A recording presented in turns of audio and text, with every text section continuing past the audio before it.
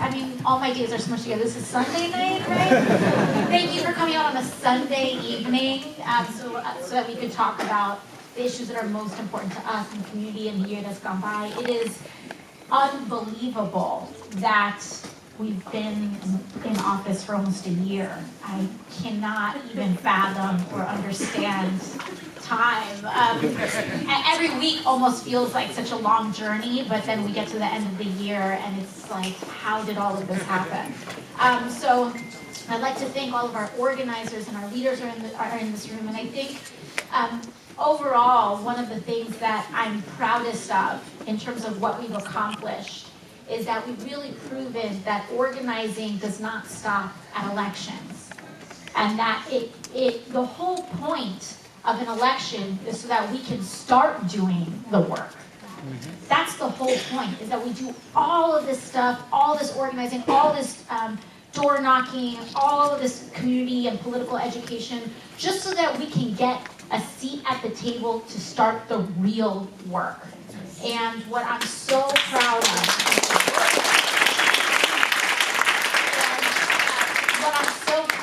is that we've shown that that is possible, and that this year I think a lot of the work that we have started off with, that we've accomplished, is really just about the organizing that's being done around these issues already. And so the things that we've made a priority are priorities for the district through organizing. And so, so much of that is exemplary for us and for our community in our backyard. When I got, after I won the election, we weren't even sworn in yet, and it was during the transition period, and there were hundreds of young people sleeping in a church about 20 minutes outside of Washington, D.C., and they asked me to come by because they were planning on doing a sit-in during congressional orientation. And I was like, oh my God. It was not planned, but I was like, okay, I'll go visit the church. I'll at least hear them out. So we went, and that was the first organizing action of Sunrise. My first time ever meeting community leaders.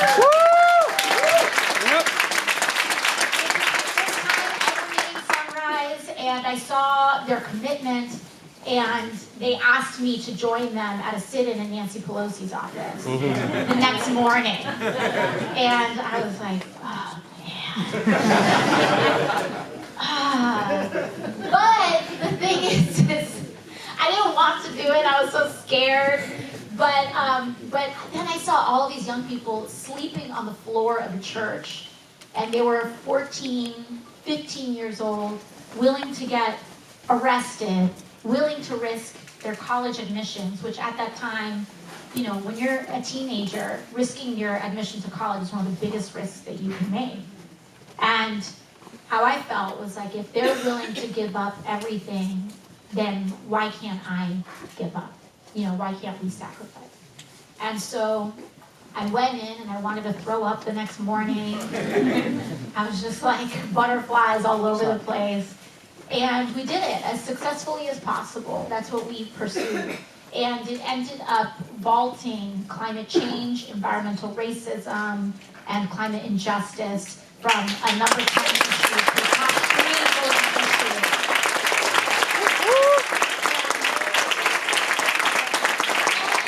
Presidential candidate worth their salt has their own Green New Deal plan this year running in 2020.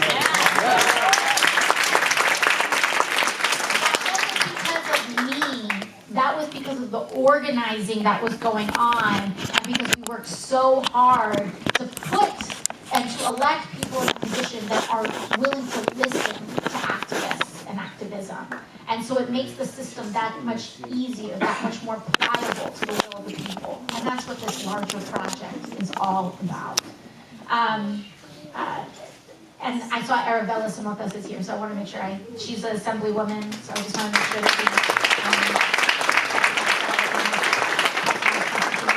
So moving on from that, there were so many issues this year that we paid attention to because of the organizing happening in this district. I think a perfect example is what was going on with the human rights violations in Kashmir. Is that This was an issue that was going under the radar for so many people, and one of the things that we really started to learn and what I started to really internalize as a member is that for Jackson Heights, which is one of the most diverse districts in America and certainly the most diverse area of the world, foreign policy is domestic policy.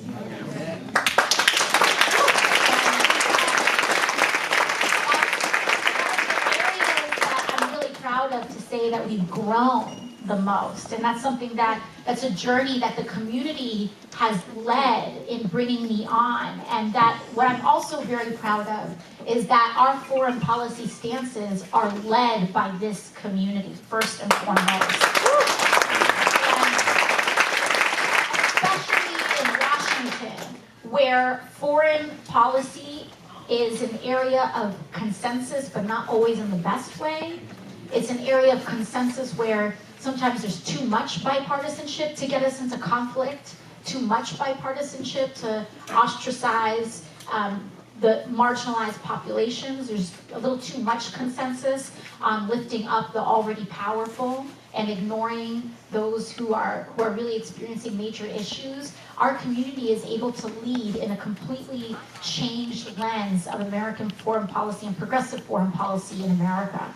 And so the reason we were able to come out and talk about in a thorough way and in an empathetic way and in a way that carries integrity on issues like Kashmir, issues like Palestine and Israel, issues like Hong Kong, issues like Bolivia, is because we were hearing directly from the community how we lead with compassion and put peace and stability first for all people.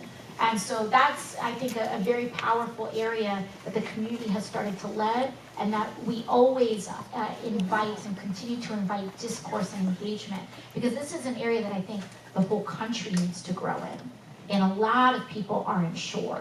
And so I think this is one of the areas of conversation that the community has led in, that it's been a real honor to be a part of and to amplify and to bring folks in. And it's been really incredible. And as I always say, people say that a multiracial democracy isn't possible in America or anywhere. They say the reason why other countries have guaranteed single-payer universal healthcare systems and America doesn't is because the racism is so deep and so profound that it will forever divide us, and we will never get those things. And one of the things that I always tell people in DC is that if Jackson Heights can make it work, everyone can make it work.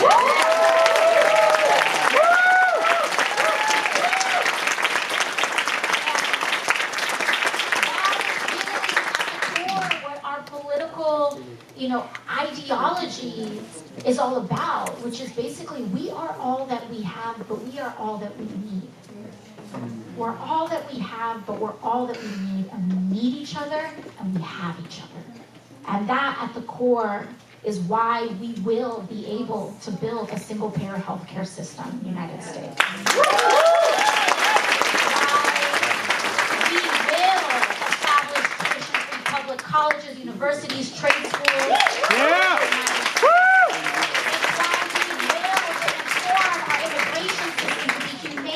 Family-centered and dignity first.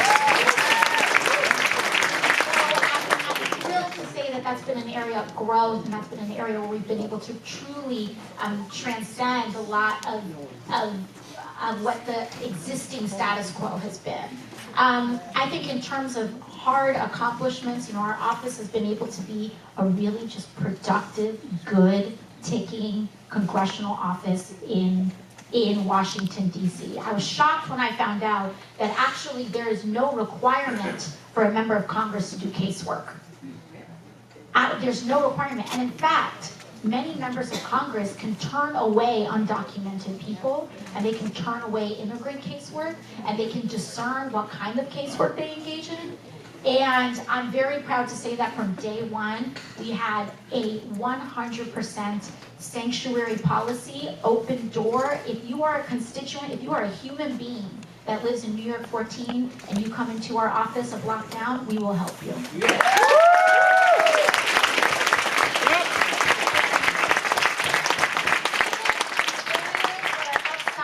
jurisdiction, if someone needs help with a city issue or a state issue, we will connect you to the person that can help solve your problem. And we've had that open door policy since day one. It's led to over 700 cases open by our small but very mighty team here in the district office. And we've successfully closed, out of those 700 or so cases that have opened, we've successfully closed 500 of them.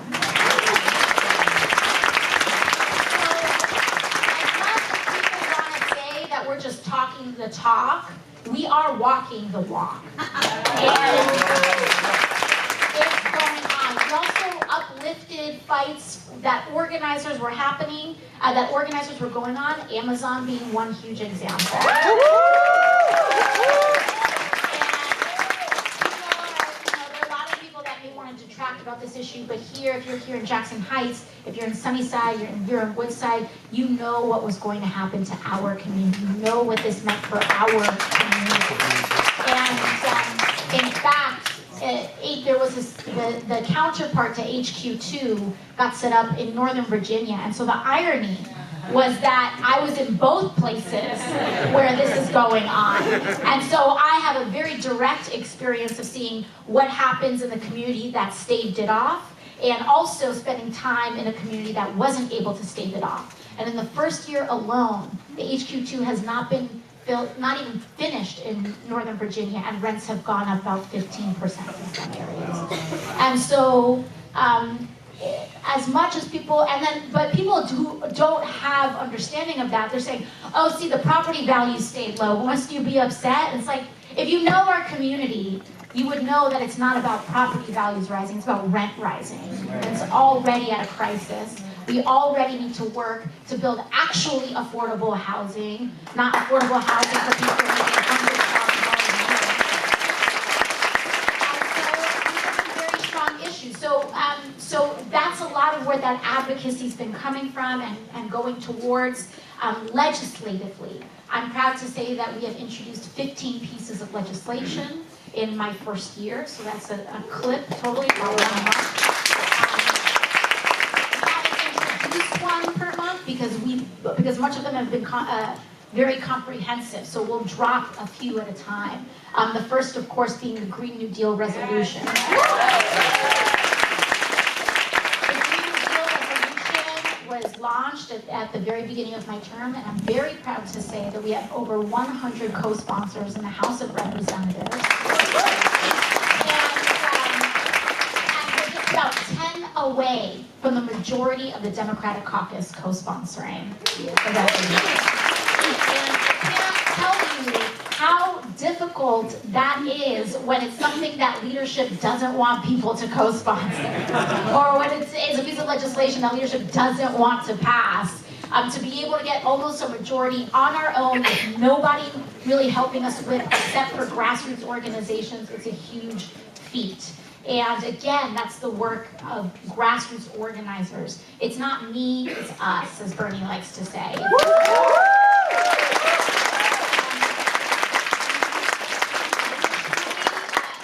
There's also kind of the nitty-gritty legislation that happens, the stuff that's a little more boring, that you don't always read news articles about, but it's really important. Every single year, our government goes through a process where we appropriate and we fund the entire government, agency by agency. One of our first fights was that one of my first votes, which was also very scary, because one of my first votes was to break from the entire Democratic Party because we voted to not give DHS a single dime.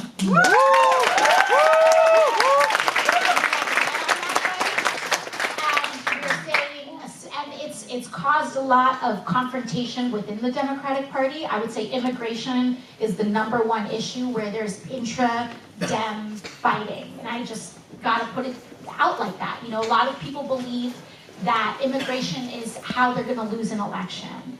And because of that, people fight first to have more regressive Trumpian immigration policies out of an instinct. It's not just about self-preservation, but it's also because there's a lot of districts in America that, you know, the irony is that the less immigrants there are in your community, the more prone you are to be anti-immigrant. And the districts with the most amount of immigrants know how awesome our immigrants are.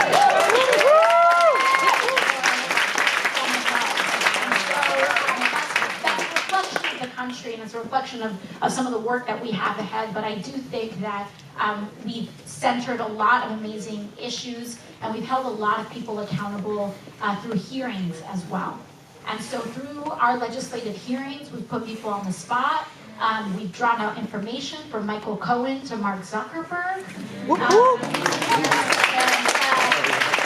prompted a lot of changes, a lot of very positive changes that actually do not require legislation, which I think has been a very effective, one of the most effective techniques in a time when Republicans have the Senate and, you know, whatever's going on in the White House. So our hearings have been really effective, and we've learned how to use the bully pulpit like a scalpel and to get real changes done through that. One example being that we dragged in the CEO of Gilead, a big pharma corporation. And I can't even take credit for this. One of my staffers, a 23-year-old young woman in my DC office, was listening to HIV activists from New York City. They came down to DC, but we also met with them here, and they found out that there was a Yale School of Law study found that it was actually the public, the CDC or one of our research agencies, actually the patent for PrEP belongs to the public, which is what they found. But meanwhile, a big pharma corporation, Gilead, just took it without even asking, without any sort of consent, and they developed, well, rather they started producing PrEP, and they started charging $2,000 a month for medication that prevents the transmission of HIV. They're charging people $2,000 a month, and frankly, even city governments that have made the commitment to make PrEP free at the point of sale, still burdening city governments $2,000 a month when they were charging $6 for the same drug in Australia. And so we dragged them in, and thankfully, and this was under the leadership of people like Elijah Cummings,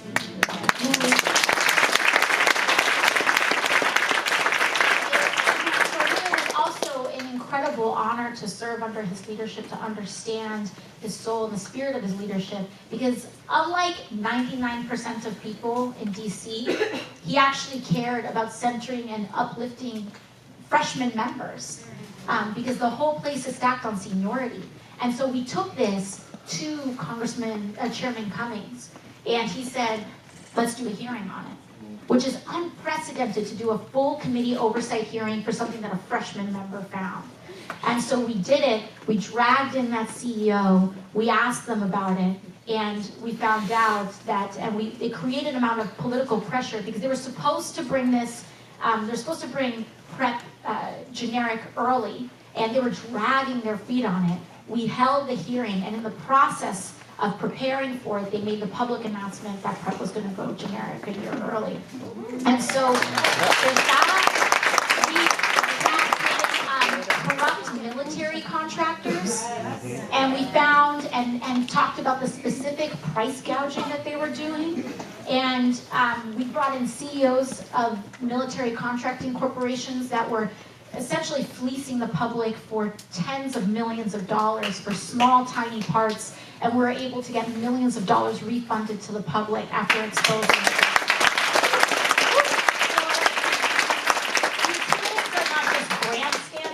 They're not just 5 minutes. The amount of political pressure, and because you all are paying attention to it and sharing it on social media, and it creates a huge response, it puts people on the spot to change. And that's what we saw most recently with our hearing with Mark Zuckerberg. And it was a perfect example as well, because I tweeted out, if you could ask him anything, what would you ask? And a lot of what I asked him are things that the people wanted to know. And so that's really, I think, what government is at its best. I think it's really important that we continue to do this work to show people what a government that works for people actually looks and feels and seems like to all of us, because I think we forgot.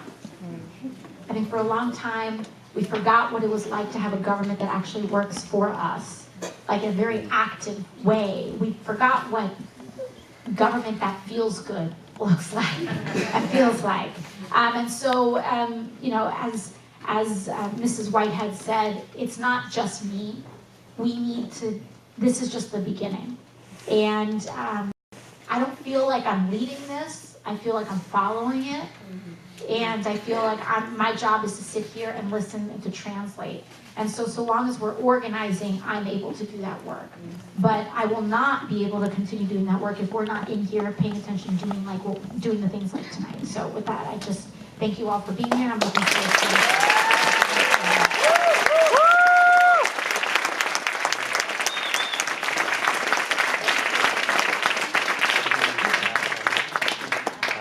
I would like to reiterate something that was just said, because so many people don't appreciate the importance of it. I was going to call you Alexandria. Alexandria just said she represents us. And we need to realize that when we vote for people, they are supposed to be representing us. Yep.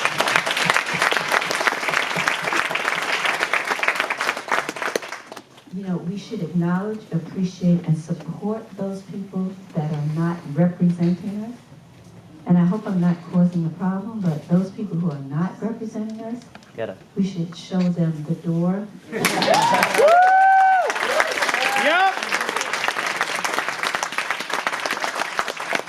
Because part of the reason why we don't have a representative government as much as we should is because we elect people and they do crap and we elect them again.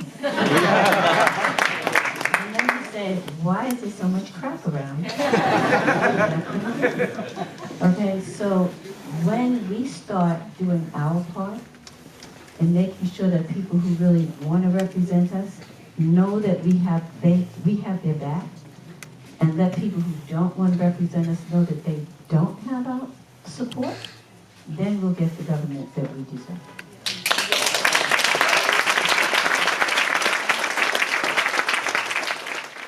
To take care of small children and their elderly relatives. Free tuition and infancy debt is not enough to deal with these problems in this situation. What can be done about this in education and social crisis? No, thank you. It's a core and essential question. And there's a lot of different layers. You know, of course, there's things that we can do on a city and state level. And the state level, there was this gesture, the Excelsior Scholarship. I think it's important to acknowledge that only 3% of all people are eligible for it. So it's, yeah, and it's in the state. And so that's, pardon? 1.5 in CUNY. 1.5 in CUNY. And so we need real tuition-free public college in the United States. And it was thanks to CUNY organizers that brought this history up to me to tell the history of how CUNY went from being tuition-free to tuition-charged. And the reason for it, and this is where it's real important that we connect the dots, was because when CUNY started charging tuition was when CUNY started to become racially integrated. A lot of people don't know that. And that's the story of many of our public systems, which is 1960s, people fought to integrate our school systems, to integrate all, public spaces. They fought for their civil rights. And then the moment that happened, the moment the Civil Rights Act got passed, and the moment we started to achieve integration, that's when we started moving to economic segregation. And that's when we started calling, this thorny rose by other names. And so instead of segregating by race explicitly, we started using all of these proxies. And that happened over and over and over again with many of our public systems. But the story of charging tuition to CUNY is a very explicit and exemplary one. The other thing too, there's been this debate about Iowa and New Hampshire being first in the nation. In Iowa and New Hampshire, the whitest states in America became first in the nation? 1969. So there is a larger story here. And I think that when we talk about that and start putting these puzzle pieces together, this idea that tuition being charged as some kind of like way to maintain solvency, that story starts to fall apart really quickly when we put the dots together. And one of the things that I think is so important is that we push for tuition-free public colleges and universities, not means tested. So I'm extra tired of this idea that making like tuition-free public colleges is going to be a handout to the rich. Like, what kind of nonsense, ahistorical nonsense is that? It's a Republican talking point, and it's this idea that we should maintain systems of injustice because what happens if we give one person too much? And I'll make it very clear. All of these systems are human-made, right? Which means none is ever going to be perfect, right? So sometimes we've got to choose which mistake we're going to make. And between choosing the mistake of giving people too much or giving people too little, I will always err on the side of giving people what they need. Always. Always. Why? Because this belongs to us anyway. It doesn't belong to anybody else. And I'm tired of this idea that Medicare for All, that tuition-free public colleges are some handout from somebody else. Nobody else is giving us a damn thing.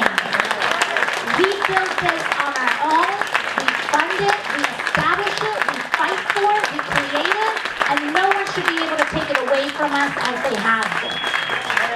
So that's that on that. So in terms of policy-wise, I believe that we finance trade school, everything from trade schools to four-year institutions on a Wall Street transaction tax. A simple Wall Street transaction tax funds that. Easy peasy, lemon squeezy. Or, it's also pick your poison. If you don't like a Wall Street transaction tax, then pay for it. We can potentially pay for it with a wealth tax. There's a lot of different ways you can finance this. And so when people say, how are you going to pay for it? I'll say, well, let's talk about it.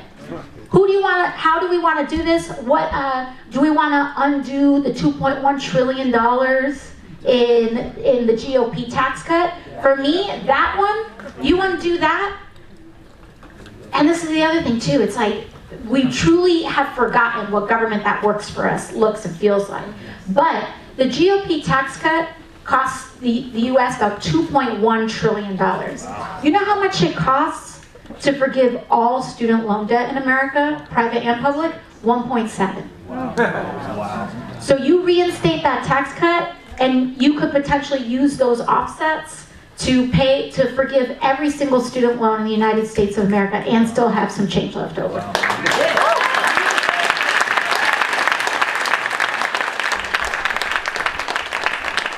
And as Mrs. Whitehead also very astutely points out, you could also not buy a few bombs. So I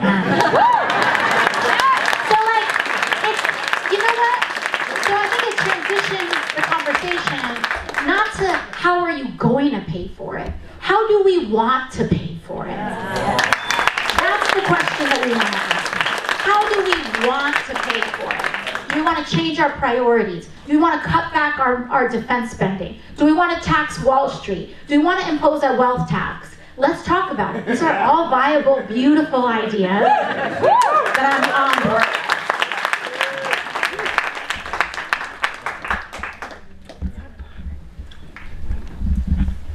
Okay. Can you hear me? Yes. I could be loud. Okay. Ina Bransom, Rockaway for Bernie. Here. I have a card with your name on it. Would you like to read your question?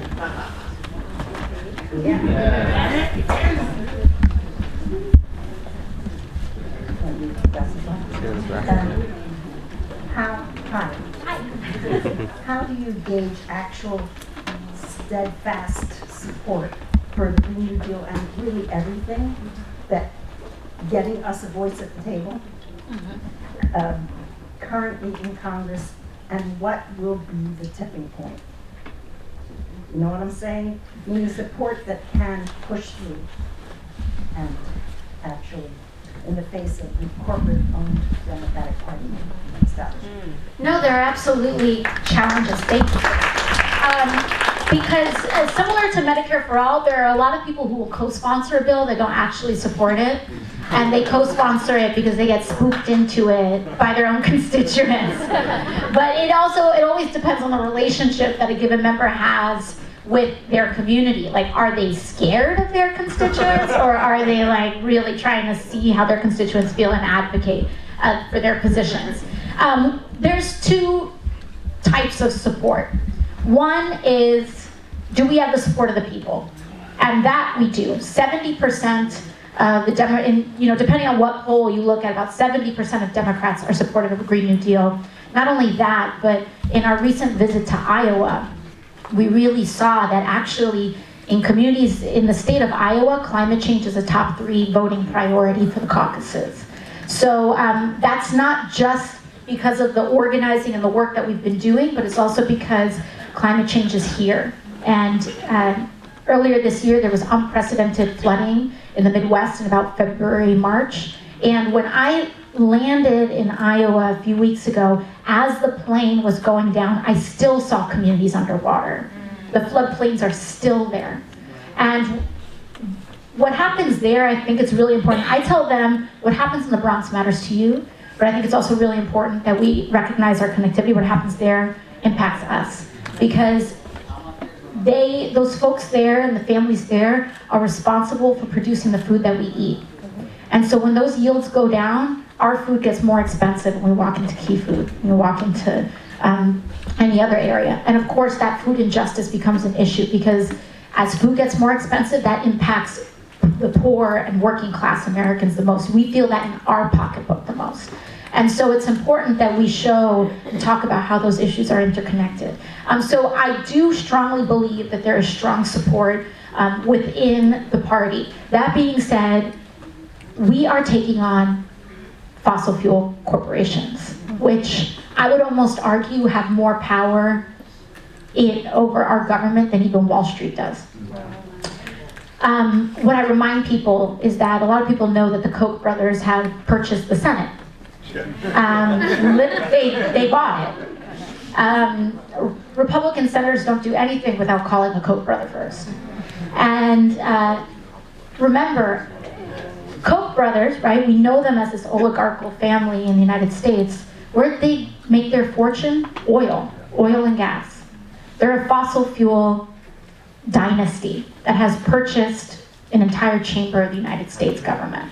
And so when you talk about Wall Street power as well, when we take on JP Morgan Chase, when we talk about Wells Fargo, Bank of America, they are financing and making money from all these fossil fuel transactions. You know, our economy is built on fossil fuels. In fact, depending on who you ask with some climate change experts, when they talk about capitalism, actually, like when people say, oh, you know, capitalism is the greatest economic system, we've lifted millions of people out of poverty. There's a notion that actually this surge in economic activity that we've had in maybe the last 150 years after the Industrial Revolution is just fossil fuel capitalism.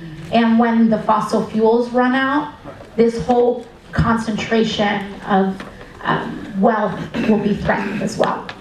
Because, and we're starting to see that as Puerto Rico rebuilds, people are trying to rebuild their homes using solar panels. And there's all this lobbying going on to impose 30% taxes on solar panels to make them equal to the cost of fossil fuels in order to prop up that market. So understand how all of these things are connected. So anyways, we can have a ton of support for it, but ultimately where we really need to lobby support is in the chair of the Energy and Commerce Committee and the leadership of the Democratic Party. And that's going to be where we're going to have to focus a lot of our organizing and support. Just this year, there's another issue with hearings that we've been going on. We've been finding out that huge amounts of the water in America is poisoned. With this Specifically with this chemical, a family of chemicals known as PFAS. 3M and Deloitte rolled out PFAS, and they pursued a disinformation campaign to convince people that it wasn't a problem. It's actually causing large amounts of cancer. It's causing people a lot of trouble with reproductive diseases. Fertility rates are dropping. And so we introduced in the NDAA provision to do PFAS cleanup across the entire country. We found out right before I left on Friday that the Democratic chair of the Energy and Commerce Committee stripped out all of our PFAS cleanup provisions. Who is that? Who's the chair? Google it. and for like no real reason, no real justifiable reason. And so that's why when people say, oh, like you can't rock the apple cart, don't talk about your Democratic colleagues, like this is part of the problem. Yeah. This is part of the problem. And ignoring it allows the problem to persist. So.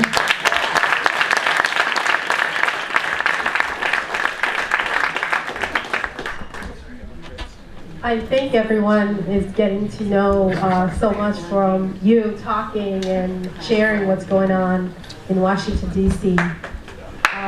So I think learning about the process, I think running for office, what goes on in the congressional halls is such a mystery.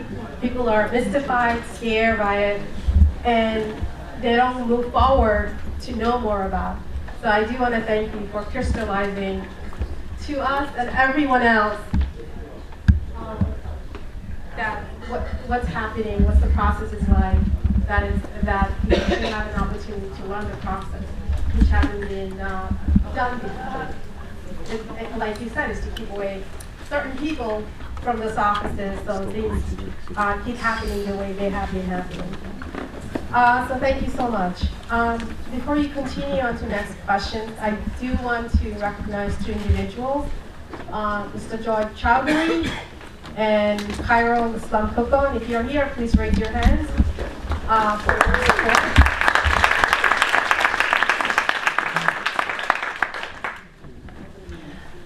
Don Falcone. Come on down. So there are a few Medicare for All questions. So we'll have Don start us off on it. They're very similar. Hi. Hi. No, Mike. Thank you. So here's my question. A little bit of backstory. My mom is a lifelong Democrat, never watched Fox News, has a chronic disease, and when she has insurance, every month she's paying hundreds, without it she's paying thousands. The last 3 years, my stepdad has lost his job twice because of downsizing, and when they do not have health insurance, they are in trouble. And basically what's happening now is they have had to put off retirement for years. At this rate, they're not going to retire until they're about 70. How old are your parents now? My mom is 64 because they're constantly having to catch up to pay in between jobs. Yet she is against Medicare for all because she believes what she's hearing on ABC News and from all the centrist Democrats. How do we change this discussion? How do we talk to the people who need it most as to what this really is? How do we change this discussion and tell them the reality of it? Yeah, no, thank you. It's a really important question. There are a lot of different arguments that people make. And first, I just want to let you know that my heart goes out to your family. Like, I know the terror of what being uninsured feels like. I got insurance when I got to Congress. And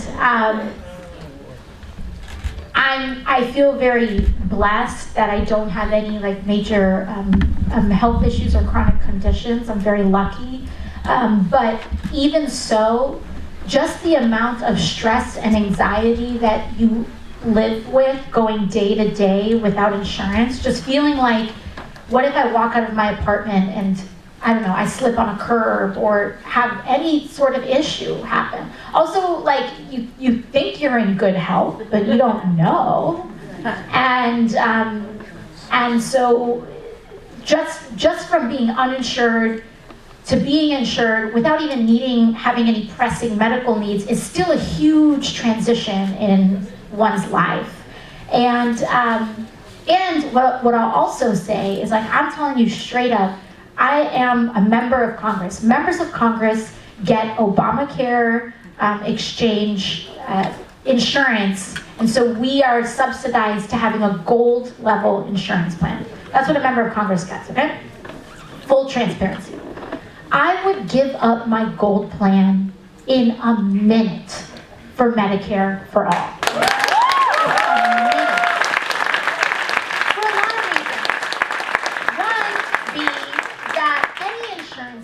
Whether you have like double, platinum, diamond, whatever, first of all, there should not be gradations in care.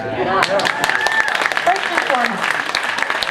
I am not a gold person and like you're not a silver person. That's not how this works. Everybody deserves a full level of care. So there's I think for a lot of people, they respond to one of three arguments.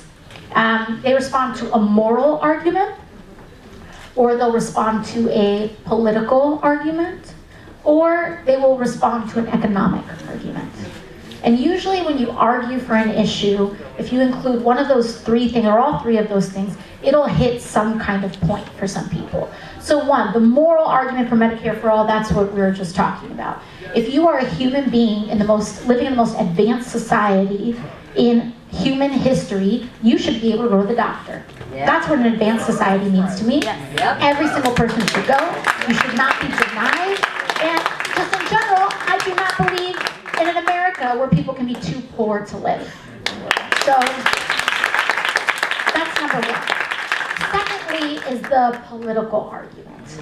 And the political argument can range from, looking at the actual political debate that's going on now. Is this good for us? Can it win? Etc.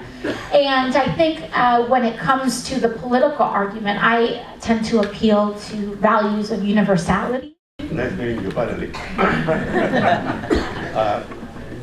Tonight, 1 of every 5 children in New York are going to go home to bed hungry. In the richest country in the world, in the richest city of that country, 1 of every 5 children are going home to bed hungry tonight. Part of that question is that 700,000 Americans, 50,000 New Yorkers are going to lose SNAP in about 3 months because Mr. Trump and Mr. Steve Miller wants that to happen. What can Congress do to protect Americans from going hungry and malnutrition? In the richest country in the world, do not suffer malnutrition. Will be fine. Thank you. Thank you. It's really frustrating to feel like we've won a majority in the House and we've done so much, and with the stroke of a pen, this administration can do so much damage to so many people, and it takes us so long to get it back. That's the issue, is that he can act overnight to try to institute a Muslim ban, to make changes at our border, to take people's food, healthcare, housing away, and the remedies often take a very long period of time, whether it's waiting for the next appropriation season to come around to legislate some of those changes or to enact them into law. So when it comes to immediately undoing what he's done, it's very difficult for us to do that. And that's why oftentimes when things like that happen, we have to work creatively with the city and the state to see how can we expand that on a local level and maybe get funding to the state at an increased level, but then the state and the city oftentimes has to clean up the mess that the White House is making. I've heard a lot of people try to defend this decision from the Trump administration because the rule change is that it imposes, the way that they're actually taking SNAP away is that they're imposing work requirements on people who are 18 to 49 to access SNAP. And then they'll say, oh, don't worry, it's only childless people. Oh, don't worry, it doesn't include the disabled, and so on and so forth. But anyone who's ever had the experience of having to access any kind of system like this, whether it's Medicaid or whether it's SNAP, WIC, EBT, etc., knows that all of that means critical paperwork that can sometimes take months to clear. And when you're talking about food, people don't have months. And a lot of the time, when people are in a state of desperation, they'll have disabilities that are notoriously difficult to get approved and certified as a disability. Or you may have a disability that's very difficult to recognize, especially if you're struggling with mental illness. And for so many people, when it comes to being covered by disability, there's also there's inequality there too, because you need to be able to have the resources or the education yourself to be able to advocate for yourself in a system that constantly fails our disabled neighbors. And so, so when they talk about work requirements, like, let's not get it twisted. The vast majority of people who can work do. Almost every single time. And also, one of the big issues that we have when it comes to SNAP, EBT, WIC, etc., one of the big issues that we have is that we allow employers to pay people little enough that they have to rely on SNAP in the first place. If you are working, you should not need SNAP because you should be being paid a living wage.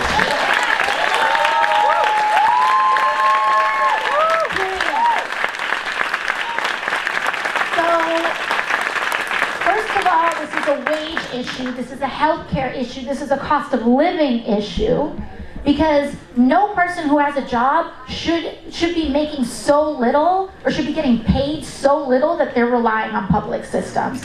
And when we talk about handouts, that doesn't mean that it's a handout to a person, it's a handout to a corporation, it's a handout to Walmart, it's a handout to Amazon, it's a handout to all these people that think that they should be able to pay people less than a living wage.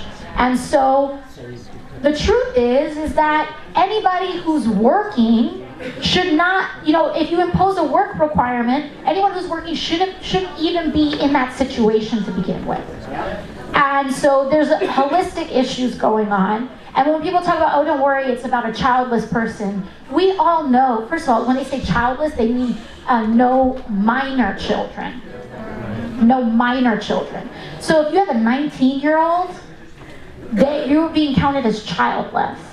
And for a lot of people, I talk about this issue. My family, we used SNAP when my dad died because my father passed away when he was 48 years old, and suddenly I had a single mom and who was trying to put 2 kids through college.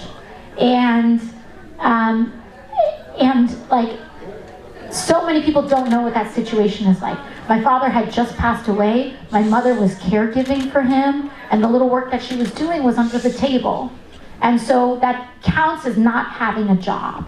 And so, like, when we think about how this impacts people, we need to know that when you add all of these asterisks and all of these rules, first of all, it creates a ton of bureaucracy. So it ends up wasting a lot more money because you have to hire all of these people to check all these requirements. So it ends up wasting a lot of money that could just be food in someone's mouth.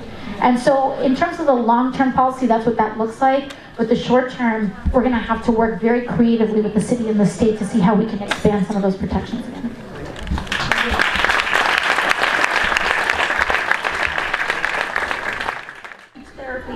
And occupational therapy and all the things that the rich can so easily afford. But when you don't have that, all you have are the people that take care of you. So many of you are in this room. And just pray when you can't pay. So thank you for fighting for us. Thank you for knowing that we exist, and we will continue to knock on doors for mommy's friends. Thank you so much.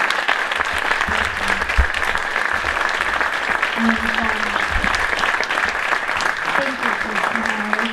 I appreciate that. And it's also so important that we recognize the damage that's been done by Betsy DeVos to our disabled students in our educational system. Sometimes I can't tell who's less popular, her or the president. But she's done an enormous amount of damage to our students and to our children with disabilities with the changes that she's made. An enormous damage to women by rolling back some of the Title IX protections, all over the place.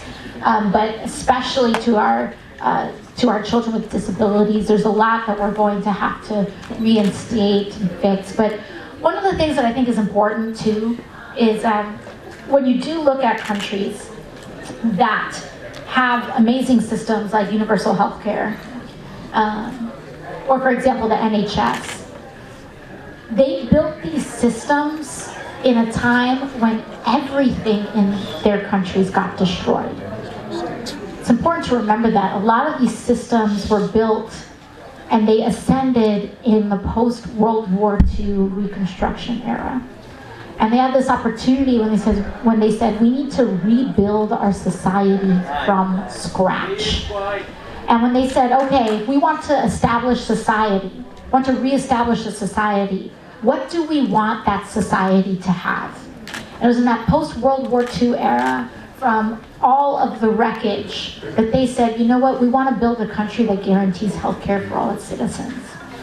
And that's when they started that's when they started constructing what they felt an advanced society should do. That's when they started retooling their healthcare systems. So that's when they started creating educational systems that served many people. That's when the workers that were part of these systems created very strong labor unions and movements that exist to this very day. Right now, there were strikes going on in France to maintain people's work dignity. And so the argument that I try to make is that we're in a very similar situation today. And there will be a post-Trump era. The question is, what are we going to do then?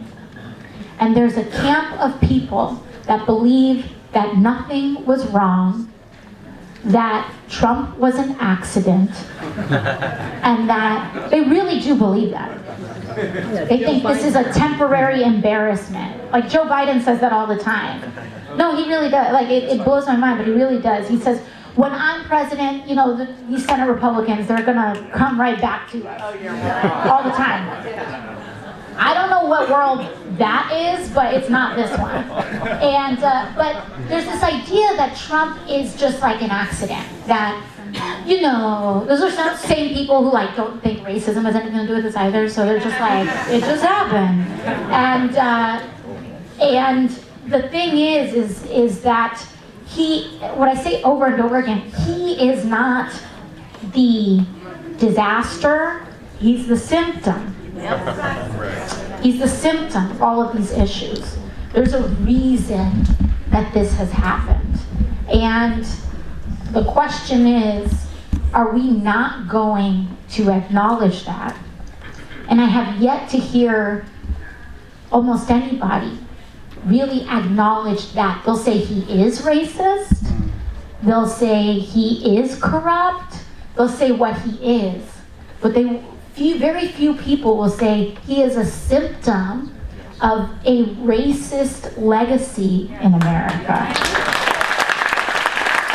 The man's father was arrested at a KKK rally. He comes from a lineage. He comes from a lineage of white supremacy, a lineage of corrupt oligarchy, a lineage, frankly, a lot of it right here in New York City. This is where he comes from. So we have to reckon with this. And so, how are we going to rebuild? How are we going to rebuild?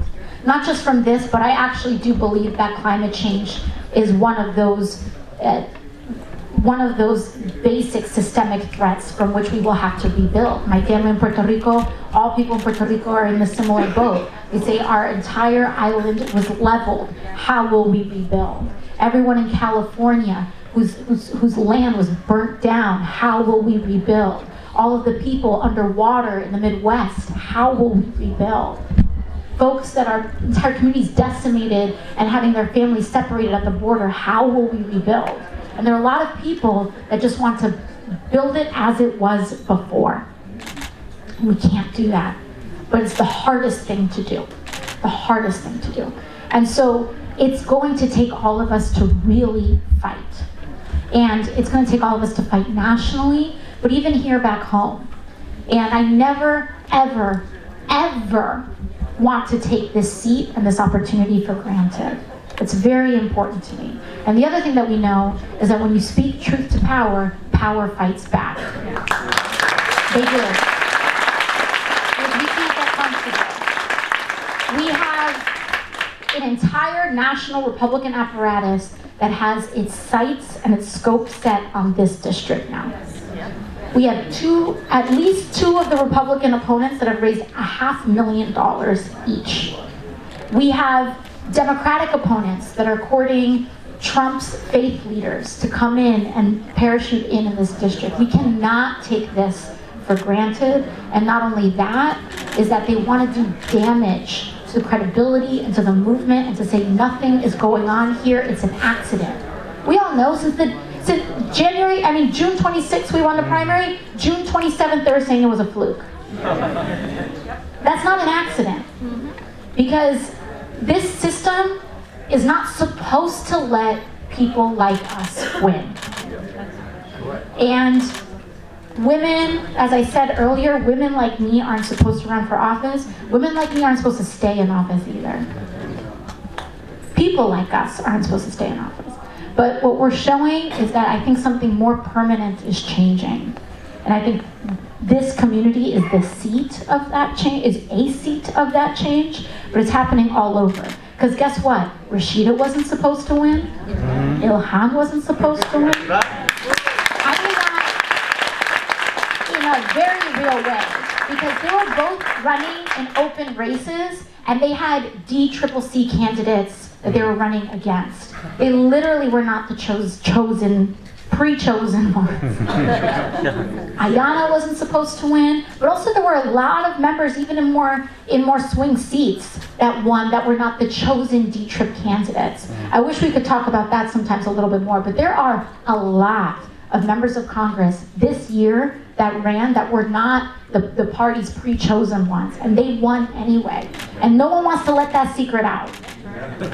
No one wants people to know that. But there's something really happening. But we have to stay at it. We really need to stay at it. And so with that, I thank you all so very much.